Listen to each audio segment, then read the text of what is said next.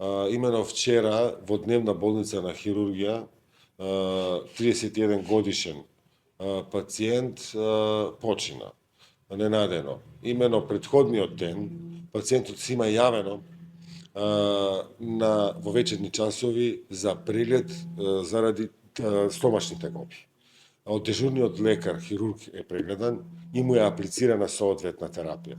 Пациентот си заминува и доаѓа во утринските часови повторно да се пожали дека ги има теговите.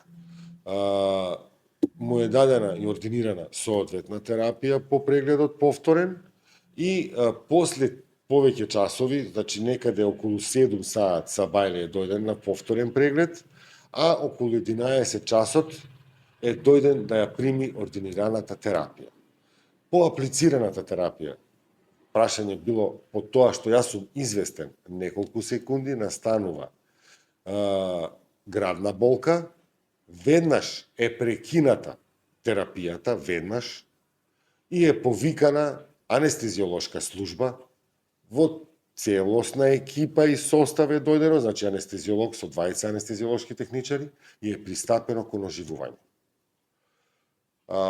Не е имало, за жал, позитивен одговор на оживувањето, на процесот на оживување, и е прогласен пациентот за починат.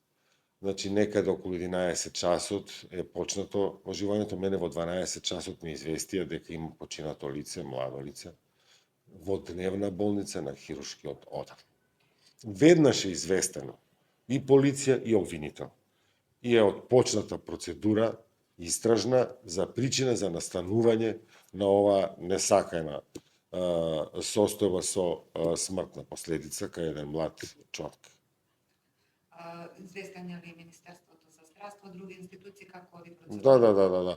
Да. Сега понатаму, кога се известени обвинителот и полицијата, тоа се оди веќе по службена постапка се. И утре јас ќе имам комисиски состанок со сите засегнати во овој случај, за да утврдиме дали се испочитувани протоколите. Од моите првични сознања и интервјуа што ги имам направено со персоналот, кои сите биле во контакт, кои што биле во контакт со пациентот, реагирано е соодветно и навремено во согласно со протоколите, но подетално утре комисиски имам за тоа формирана комисија, ќе ги разгледаме дали е соодветно реагирано во однос на протоколите кои што ги имаме во болницата. Од оно што успеавме да го прочитаме во дел од медиумите, дека тој бил алергичен на ангетик. Има такви шпекулации. Зошто велам има такви шпекулации?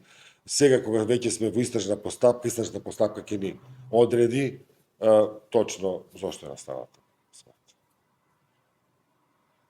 Мене многу ми е жал што навистина во овој траурен момент за целата наша нација по она што се случи во Кочани, се случува и вакво нешто, но ова е болница, луѓе, и овде луѓе се раѓаат и луѓе умираат. И тоа е процес кој што е секојдневен во нашата работа. Лошо е кога ќе се случи на еден млад човек.